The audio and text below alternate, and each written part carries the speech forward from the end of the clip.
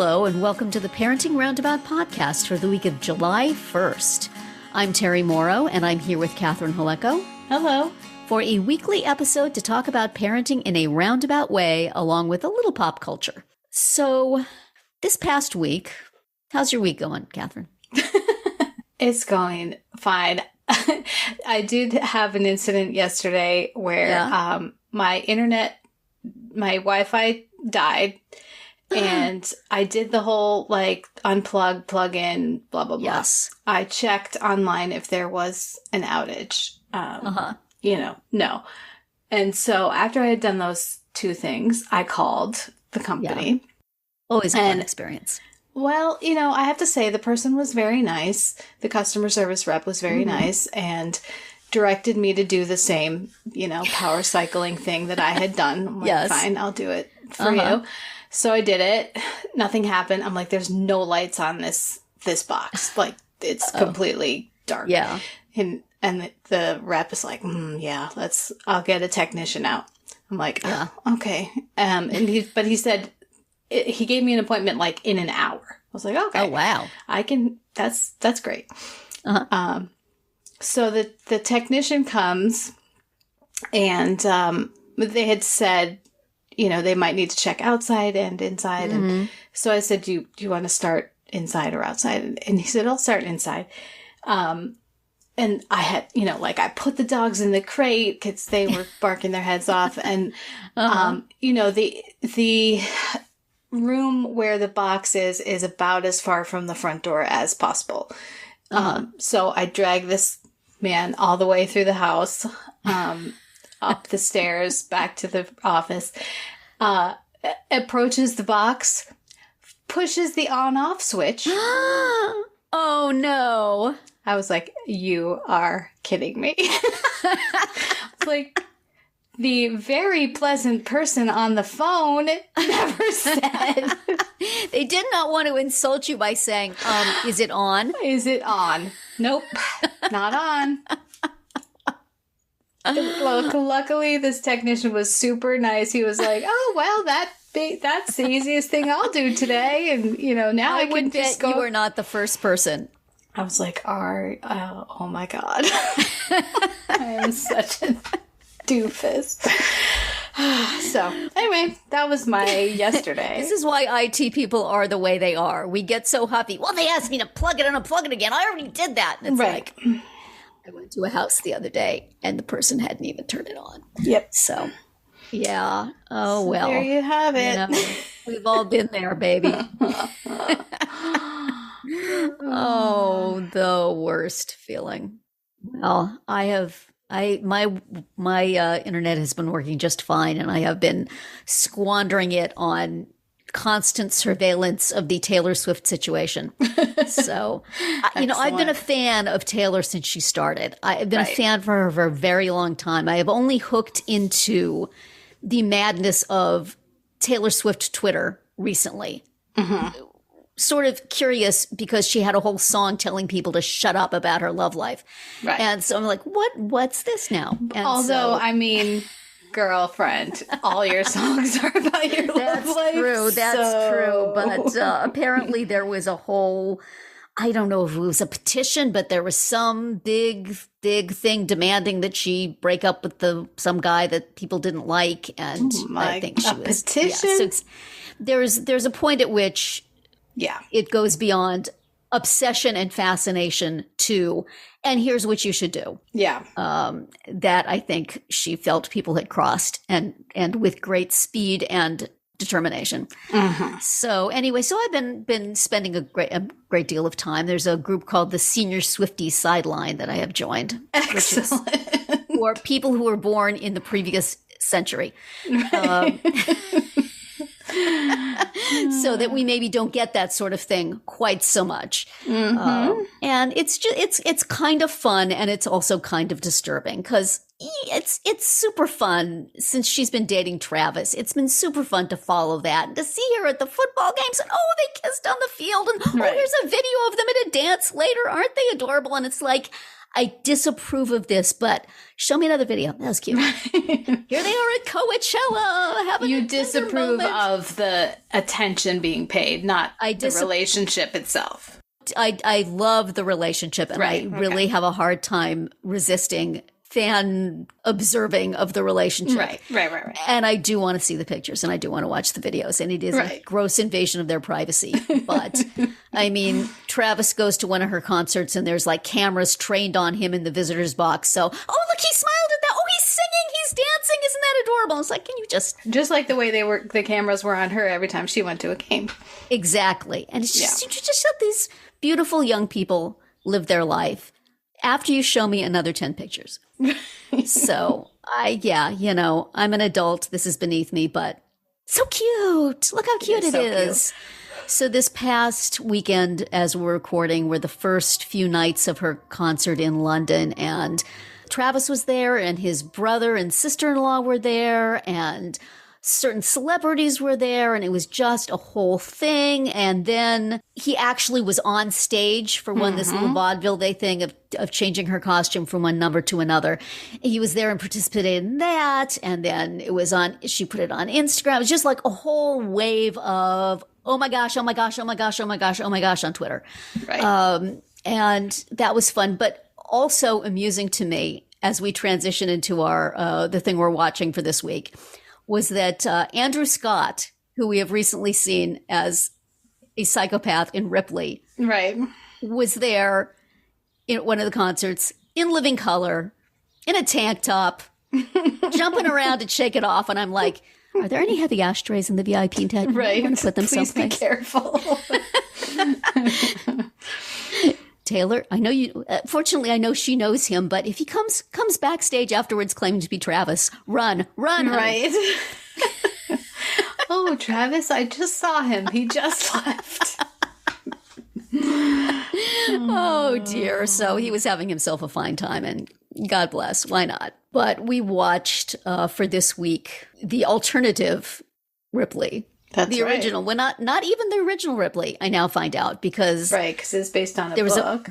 It was based on a book, and there was also a French movie of the book called Purple Are we going to watch Moon, that too? I think. We are not. I think I have sufficient Ripley. Okay. I might want to read the book though, because there's these two things were so much the same and yet so different that I'm kind of curious what the source material had to say about it. Yeah, so we watched the 1999 Talented Mr. Ripley movie with Matt Damon as Ripley and Jude Law as Dickie, Gwyneth Paltrow as Marge, and Philip Seymour Hoffman as Freddie. And then there's a few more characters that we didn't see. There was a whole Kate Blanchett storyline, which was not in the series, even though the series had to add a ton of stuff to go. What was it, 8 hours? Right. Instead of 2. They added a ton of stuff, but they cut out was it Meredith? Meredith was her name, yeah. Poor Meredith. Cut out Did Meredith. not make it to the series. And this Peter. And also Peter, yes. Who proved to be rather relevant. He was also cut. But only very briefly, poor dear. Yeah. Yes, that's true. And they changed, some small details and some big things. They changed the name of the town where Dickie and Marge were for whatever reason. They added this whole... See, do we know which one changed it? Oh, yeah, which one it is in the book. This one was first, and I don't know if the miniseries changed it or if that was true to the book and this was not. Whatever. This was also in color, which is made it very different. And also, as we discussed with the first one, the characters are much younger. Yes. And I thought that was very clear, mean, not just in the age of the actors portraying them, but just the way that Tom was simultaneously like kind of naive and dorky. Yeah. But still also very creepy. Yes. And, Marge was slightly more open. She didn't get suspicious of Tom until a little bit later. No. Than she did in the TV show. And in the TV show, we had that whole thing at the end where she was kind of digging being part of this lurid crime story. It was getting her some social currency and getting her book published, whereas Marge in the movie just sort of fell apart. Right, and we never saw her again. Yeah, and they were in the movie. Her book was, barely a barely point. Mentioned. Yes, there was much more of everything. There was so much more backstory on Tom. Tom's starting out as kind of a creepy con man, and then jumping on this as his next opportunity is different than. We don't really know anything about Tom's backstory in the movie, other than that. I mean, his apartment was loud, but it wasn't necessarily squalid. His job brushing off men's jackets in the bathroom, not anybody's idea of a good time, but still not, criminal. Ripping off old ladies for their. Right. And he apparently has friends who give him a gig playing piano. So it's like how him going from that to being such a expert forger and voice imitator, and I knew it was coming from the TV show, but it was like it kind of came out of nowhere. You didn't really have a feeling that this kid was a creep until that. And I don't know if you even, there was just like a throwaway line at the beginning of the movie where it, like voiceover Tom says, "I wish I never borrowed the jacket." Yeah. And that's kind of what started it all in motion. Right. So that was interesting. Yes. Did you really? Because I feel like, at the very end, he was a little bit sad, but also he felt like he got away with a whole lot. Right. So. Well, I think he was sad about killing Peter. And I think that Peter represented a life that he could have had if he hadn't had all these lies piling up beforehand. Right. But once he was there, he was stuck. He couldn't. I was a little worried for Meredith for a minute, but then once her family was there. Right. That'd be a lot of killing. So. Right. Yes. He had to sacrifice Peter. That was a messy loose end he could have anticipated. Yes. I think he actually could have just told Peter, but it's like, what happens after this? Right. It just the way it ended was like, well, but now what? Yeah, well, the only person who knows that he's Tom on that ship is dead, but right. Yeah. Just seems like kind of messy. So you jump overboard, just swim to shore. Right. I don't know. We know there's follow-up books, so I guess. But and what did you think about changing from painting to music? Well, I don't think that he was as obviously stupidly bad at the music as he was at the art. But it's easier to make that joke with the art. Dickie, yes. It's easier to make that joke with the art because you could just put up something like a fourth grader drew. Right. But I guess I don't know enough about jazz to know if he's any good at it. Perhaps I am with Mr. Greenleaf on this. But that was interesting. And Tom. And again, we don't know if it was who changed it, whether in the book. See, now we got to read the book. Now we got to read the book and talk about it. All the choices that were made. Yeah. Huh. It was interesting. And a good movie. Yeah. But many of just a lot of it relied on dumb luck for him not to get caught. Yeah, it's still such he's right on that line of like kind of dumb and naive, but also then you realize after the fact, like, oh, he had to plan a lot of this, He didn't necessarily plan maybe to kill Dickie on the boat, but he figured out real quick how to, come back from it. We still have this same thing where he's sort of our point of view character, and so we are sympathizing with him and wanting him to get away with stuff. Mm-hmm. But also, and this was true in the TV show also, the people he kills are really unlikable. Right. You can't feel too bad Right. for them. It's like, y'all kind of deserve this, you know? Right. But in this, I feel even more so than in the TV show. They were just unpleasant dudes. Yeah. The Dickie philandering was not something in the TV show, I don't think. No, I don't think that was in there. Pregnant woman killing Right. herself, and him sort of looking at people every place he went, looking at women every place he went. Right. So he was definitely significantly more unlikable in this one. Mm-hmm. But still, you know, if you're going to be a murderous psychopath, murder guys the audience really doesn't care to see. Although Jude Law is very nice to look at. You could have just left him a little longer there in the sun with his shirt off. That'd been okay. Yes. Absolutely. Philip Seymour Hoffman, I love you, dude, but you can bash his head in. But with another. What do we call something that's not a?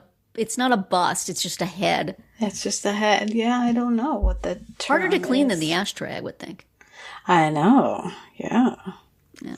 Yeah, this had a lot less of the, you know, process of getting rid of the body, getting rid of the boat, cleaning Yes. up the apartment, dragging the body down the stairs. Like, we got a lot less of that. Yeah. That's how they filled their It extra is.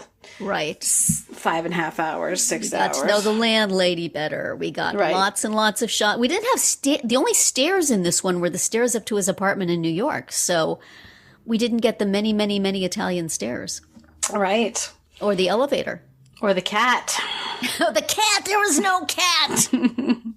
It's like There was no Caravaggio. so much time to fill. What are we going to Yeah. do? Yeah, there's no Caravaggio. There was an opera, which made Yeah. Tom cry. Right. But That made sense that if one of the things that Tom and Dickie shared was music, then right, there needed to be an opera, not a yeah, Caravaggio.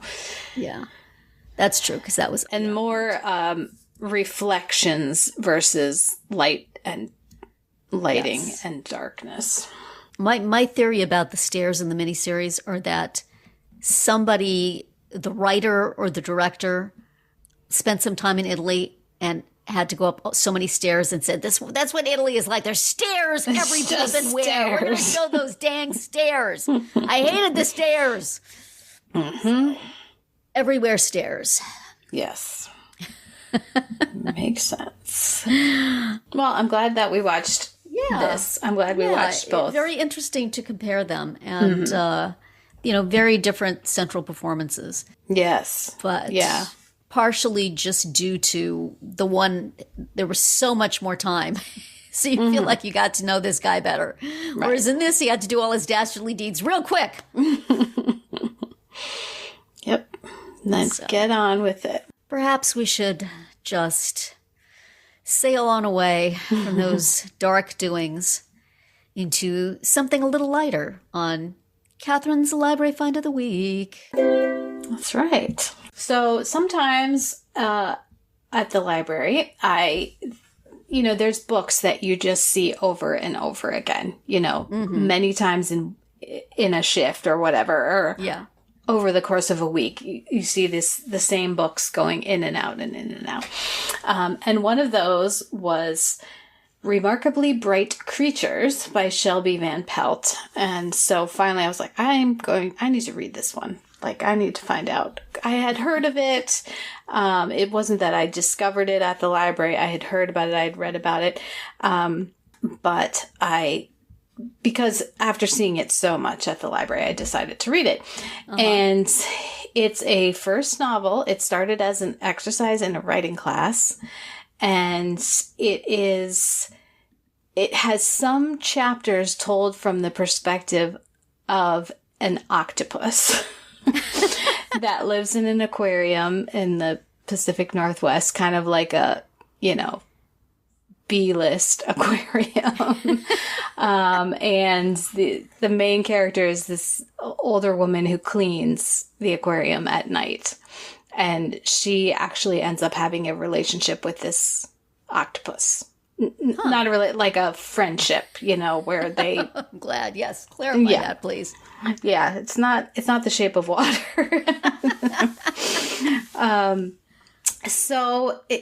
And it's just, it's not groundbreaking in terms of, the writing or even the story, but put it all together and it's just a lovely little story, about this octopus and this woman who is grieving the loss of her son, many years before, probably close to 40 years.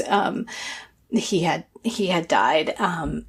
And then there's other characters that figure in and her community, whatever.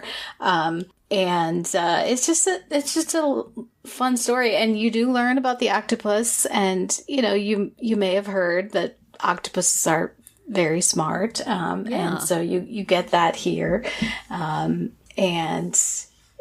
it was just a really delightful read. I enjoyed it. Nice. There was I think it was a documentary maybe or a video of My Octopus Teacher. Yes. And I think that they came out kind of around the same time. So they helped each other out, I believe, these two properties. They were not related, but okay. But I think Octopus Appreciation Time. All right. Yeah. Still look creepy to me, but yeah. If you get bludgeoned by an oar and thrown into the water in a certain area, possibly an octopus could help you out. That's right. Good to know. Tom, could you steer over there? Probably not a lot of octopuses in lakes in Italy, but okay. Or what were they in? They were in the ocean, right? They just not far enough. Yeah. Too bad. Yeah. So I do recommend it. Nice. Remarkably Bright Creatures. Okay. So now that we have gone through our two pop culture items, because this is a fairly recent book. Okay. I mean, it's not brand new, but nor are we. Oh, it's 2 years old. Okay. So we will take a spin through the archives and see what we were talking about 1 year ago, 2 years ago, and 9 years ago this week. 1 year ago, we were celebrating the arrival of Layla to your family. Our little puppy.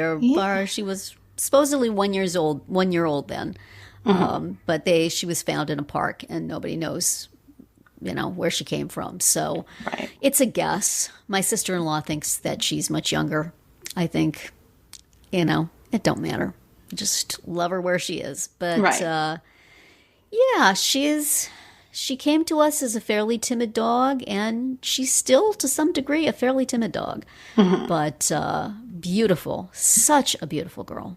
And she's definitely gotten a little bigger. And mostly is bonded to my daughter. And now that my daughter is downstairs, the dog spends most of the time downstairs. There are times when I would not realize we even had a dog if it were not for the large quantities of dog hair all over the place. Somehow, even though she's not there. Yep. There are still piles and piles of dog hair upstairs. So it's like, we got a dog. Right. A nice dog. So she comes up every now and then and says hello to us. But the other night there was the thing I seem to be on call for are thunderstorms. When there's a thunderstorm, she wants to be by Grandma. She comes, she crawls under my desk, as she did a few podcasts ago. Yep. And last night, usually she sleeps on my daughter's bed, but there was a lot of crashing thunder, and she came upstairs and she stood she came right by my desk. And then she went down for a little while. Then she came up. I was sitting on the couch. She just lay. She knew she can't come up on the couch, but she like laid right down next to where I was on the couch with her body like plastered against the couch. Aww. At one point, she lay on her TV tray. She like wants to stick her body under something. So she had a bad time in a thunderstorm at some point in her very young, unprotected puppy life. Yeah. Because she was just trembling the whole time. And I felt so sorry for her, but I also really wanted to go to bed. I'll fall asleep on the couch here, baby, so I can stay by you. Right. But, so that is kind of, I don't like to see her that frightened, but it kind of makes me feel good that she comes to me. Right. You're needed. Then. Yes. Mom's asleep and I'm scared. We'll go to Grandma. So I'm here for you, baby. It just made me feel so bad to feel how much she was shaking. Yeah. So, but it was one of those thunderstorms where it's like there's lots of mad rumbly thunder, and then all of a sudden there's a boom, and everything jumps. Everyone panics. And the dog is like, "Okay, we're all dying. Let's all together in a circle and say some prayers, shall we?" Right. But anyway, she's had a couple of fun visits with her cousin dog, and it's been a good year. It seems like we've had her forever. So she fit right in. Recently went to the vet and had her checkup, and everything is good.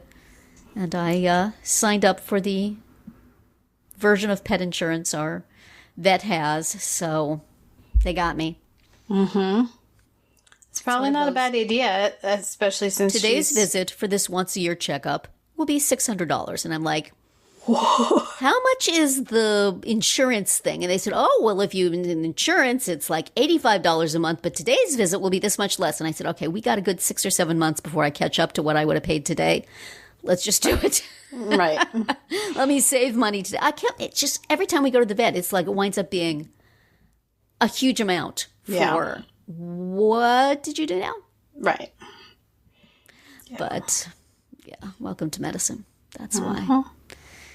You know, when I get the explanation of benefits for how much my medical appointments were before insurance, I get the same feeling. So, anyway, we have now bit and are care club members. Yeah, that's the thing. So we probably should have done that back when our dogs were the age Layla is. It's far too late now. Well, it sounds so good, but then you get to the point where you say, well, this isn't covered. Well, that isn't covered. Well, oh, you have it. Well, yes, no, but this is separate from that. Right. But even so, it'll be a while before it starts costing me more than just paying for the visit what it costs. So maybe in that time we'll do. And they have a thing on their app that if you're a member, you can talk to a vet anytime on your phone, which could be handy. My dog ate this thing. Do I need to worry? Right. I intend to use that a lot. Yeah. She hasn't eaten in 3 days. Do I need to worry? Probably yes. She threw up 5 times. Do I need to worry? Sometimes she just decides not to eat. I guess, maybe she had that survival time where she didn't have a lot of food. And so she's just, let me just freak him out for a while. I declined the kibble. Thank you. She's trying to save you a few dollars on dog food. Let me ask, do you serve your dogs kibble? Yes. Okay.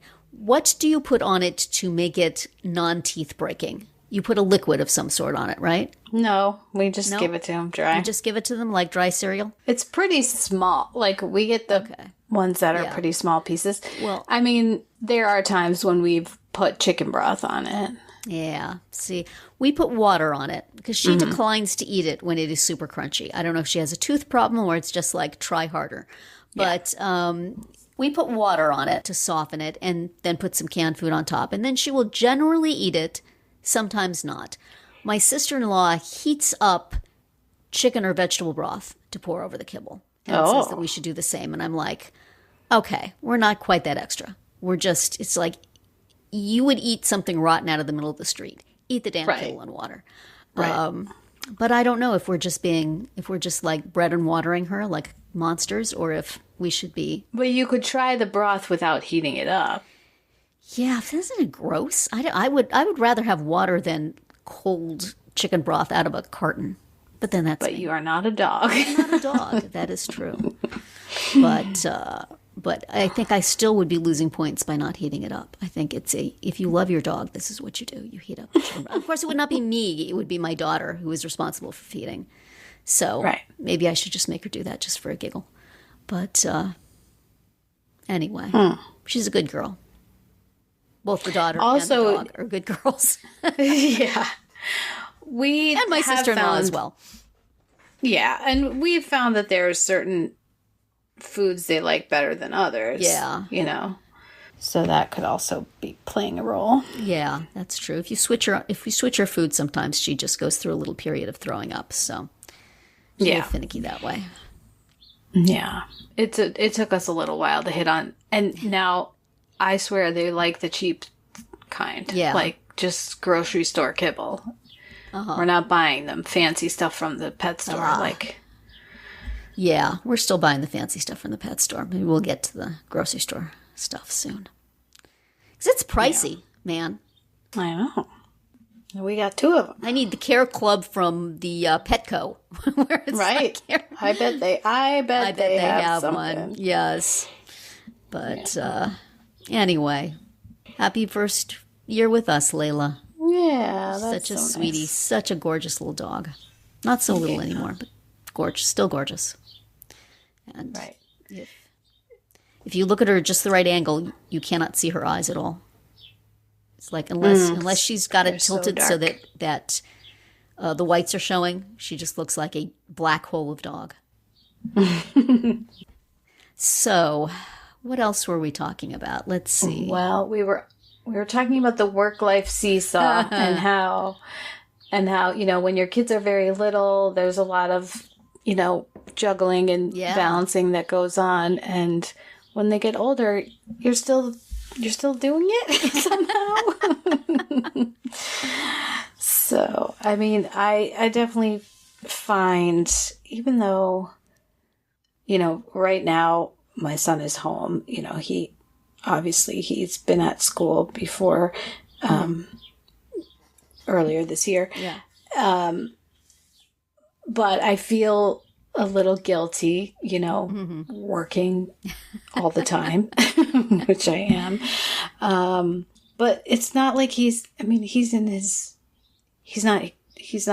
going to be hanging out with me if I wasn't working. So I might as well work. That's true. Yeah. I'm working pretty steadily. I don't have to do that much anymore for anything. There's no school stuff to do. There's no homework to work on. Occasionally I will pick my son up at work, but mostly my daughter and husband do it. So, I do still drive. I can still drive. It's fine. But if somebody else wants to drive, I'm happy to let them. Mm-hmm. So, and my daughter generally always likes to have an opportunity to drive her car. So, right. So that works out. So yeah, so I am able to keep the seesaw all the way on one side for as long as I want. And since we had the room rearrangement, so now I'm in my son's old bedroom as my office instead of the back of my bedroom. I'm sort of a little bit more in the mix of things. If I have the door open, I can see what's going on and hear what's going on and say hello and goodbye to people and not have to, leave my desk to do things. So that's been nice. And I can also close my door if it's too much. So I think the seesaw is pretty much completely tilted onto one end. But that makes it easier for me to get on, just put the lock on. We'll just keep it down here. Grandma won't have to climb anything or push things down. It's good. We're just going to work. I like working. Working's fine. Yep. One of these days, I may have to consider retirement, but not yet. Not there yet. Nope. Yeah, I'm trying to cut back a little bit because I have the 2 jobs, and when I first applied for the library job, I thought it was going to be fewer hours than it is. And also at that time, I didn't have as many hours going on with my freelance contract. Oh. And now for the past 2 months, it's been, the library hours have never changed. It's always been the same. But it's been the maximum on the contract and plus. Oh, and wow. they're always like, can you do more? Can you do more? I'm like, no. So I had agreed to it for the month of May. And then when June came around, I said, okay, I'm going back to where I was. And they're like, oh, can you do it again for June? Wow. I was like, okay. Because, you can't, Yeah, you no, feel you like you can't turn really away can't work. say no. Yeah. So then, just this week I got okay, the new quarter is starting. How many hours are you committed to, and can you do more? Yeah. And so I said, no, I'm going back to where I was. And that's where, and they have not replied. It was like, please reply to this email with the number of hours. And so I did. And I basically said, I'm going back to where I was, in April, which is a difference of 5 hours, by the way. It's not crazy. Still, that makes a difference in your... It makes a huge difference. I mean, that's 1 hour per day, per work day. And it basically, if I can't do it, then that's a full day on the weekend. Right. So that's kind of where I've been a lot of the time. Yeah. I had a patch like that a few years ago where it was like everybody was saying, can you do more? And I'm like, sure, bring it on. And I'm like, how many hours are in a day? Let me see, 24 times 7. Sure. Oh, I don't need sleep. It'll be fine. And then a lot of it is tapered off. And a couple of clients have just disappeared, and other ones have decided that they don't really care about mistakes that much. So try less hard on your proofreading. And, so it's like, oh, I'm glad, work-life balance, so good, except that means no money. So could we swing the seesaw a little bit? Anyway, so right now it's at a fairly manageable amount. And I keep thinking, do I want to take more, or do I want to just try to do some creative things? I mean, I keep thinking, do I need a Substack? Should I have a Substack? Maybe I should have a Substack. Everybody's got one. I'm sure people would pay me for my thoughts. But it's just like there's all these creative options that I never have time to do. And maybe I should just sort of semi-retire from the other stuff and do fun stuff. Not that writing is fun stuff. Who are we kidding? Writing is misery. Criticizing other people's writing is fun stuff. That's my day job. Yeah. Love that. But slowly but surely, I'm going to have to retire because my eyes will go. And, I feel that day getting closer and closer. You can only zoom that text out so much. Yeah. Thank God I live in a time when you have that option. A backlighted screen to read off of, and letters that you can make larger. If I was still having to work on paper, I would be retired already. So, but I kind of hate to think of it. It sounds boring to stop working. Also, you could be like my mom. Just turned 83. Mm-hmm. Still working? Still working.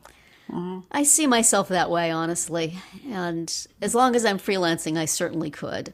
I do think with some jealousy of your library job. That sounds so nice to just like get out of the house for a while and be with people and be doing something. I mean, I spent many, many years in school libraries helping out, so I have some familiarity with the work.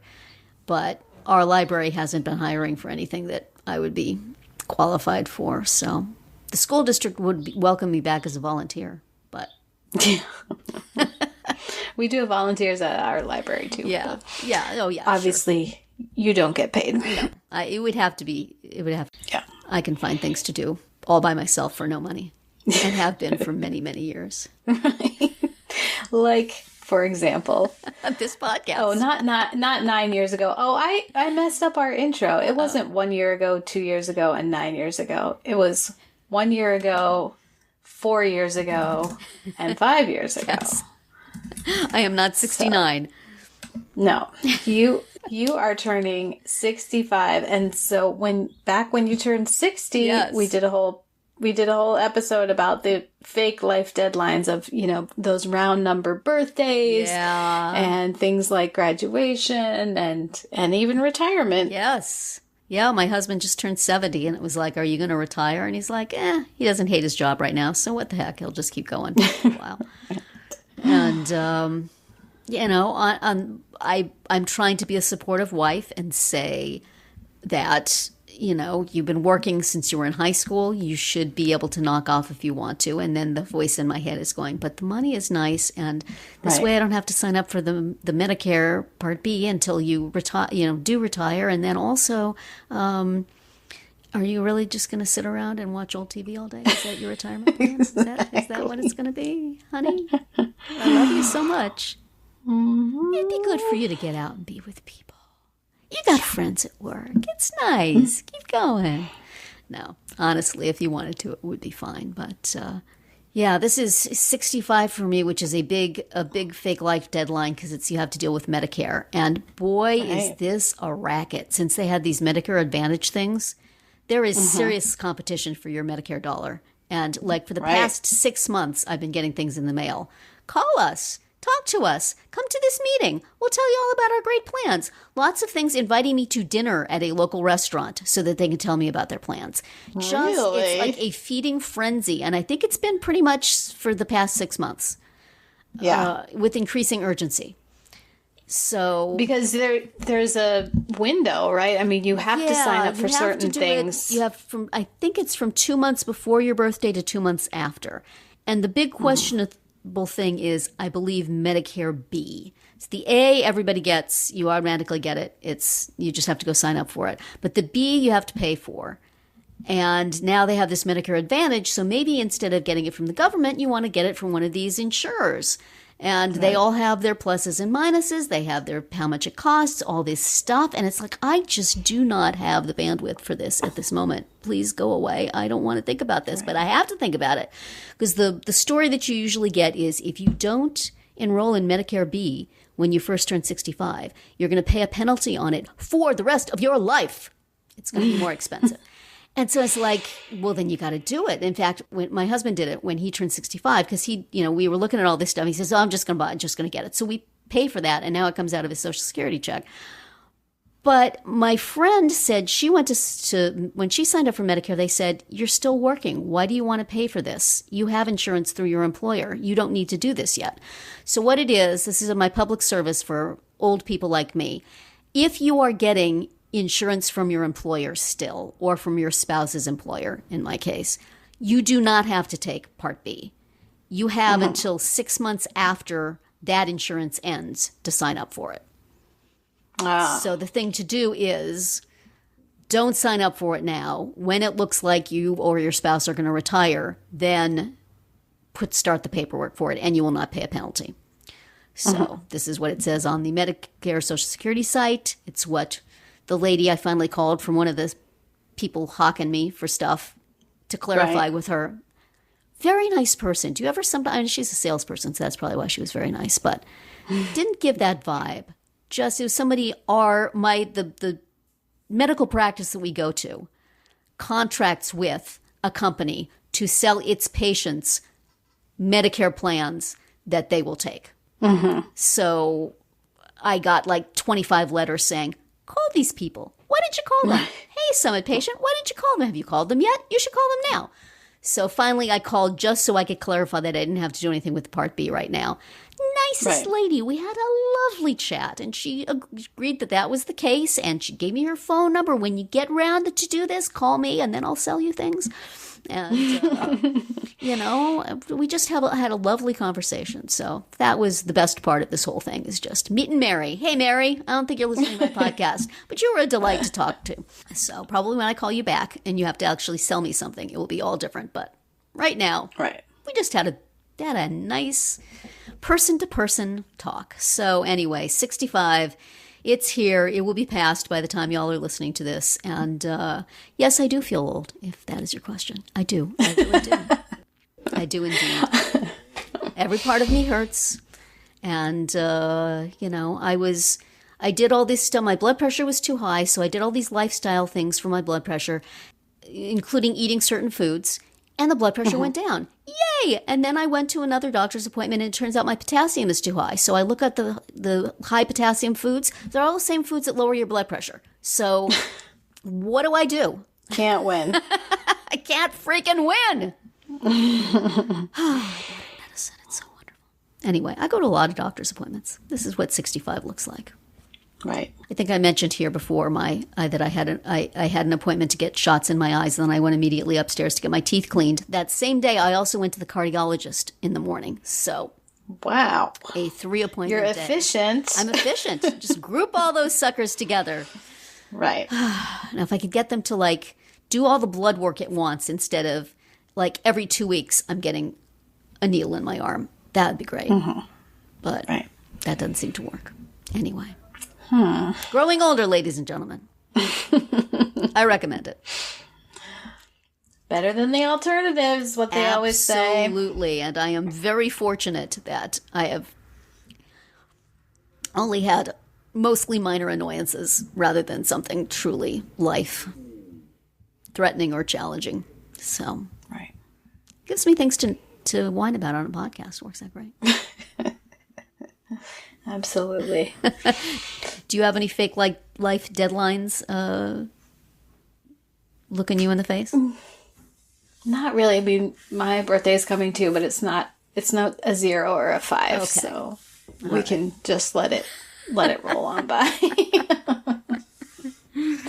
I did have, speaking of feeling ancient, at work the other day that the movie The Breakfast Club came up. Yes. And multiple, like 4 or 5 of my coworkers were like, oh yeah, we watched that in school. Oh no. As like a sociology. I was like, what? Are you serious? And one of them's like, I swear she's only like 10 years younger than me. I was like, or maybe 15. Okay, 15. Yeah. But I was like, wait, this was an assignment. They watched it in school. The Breakfast Club. Are you serious? I was like, oh my God. That is disturbing. Disrespectful is what it is. Yes, exactly. Oh my goodness. I was not happy. So that was my deadline. It's sobering. It really is.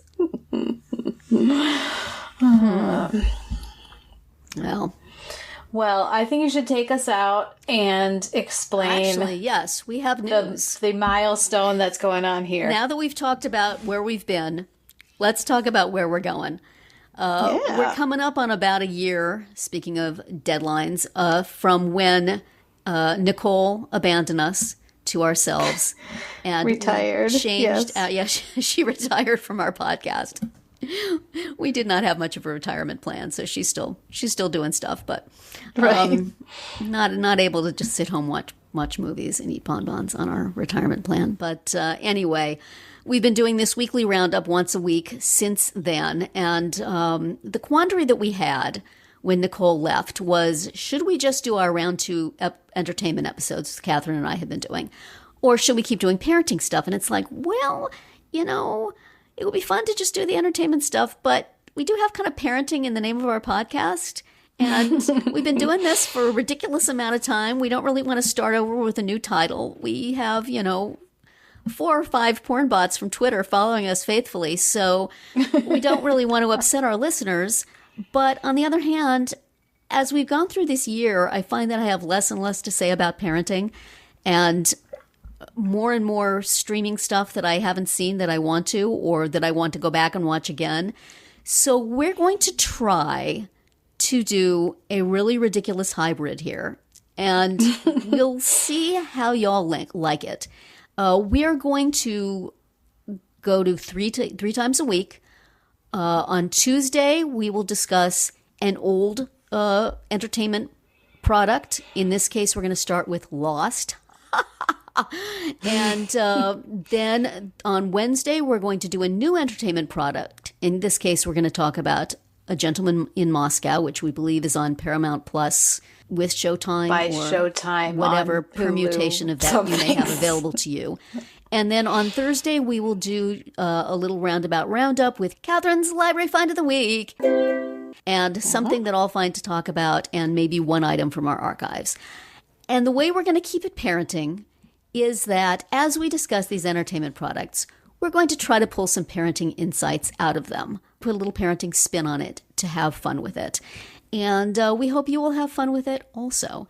That will start next week. So for Tuesday's episode, we're going to watch the first episode of Lost on Netflix. Catherine has never seen it. I watched the whole series and liked it. Even the ending I liked. I've seen one episode because we watched it. I made her watch The Constant.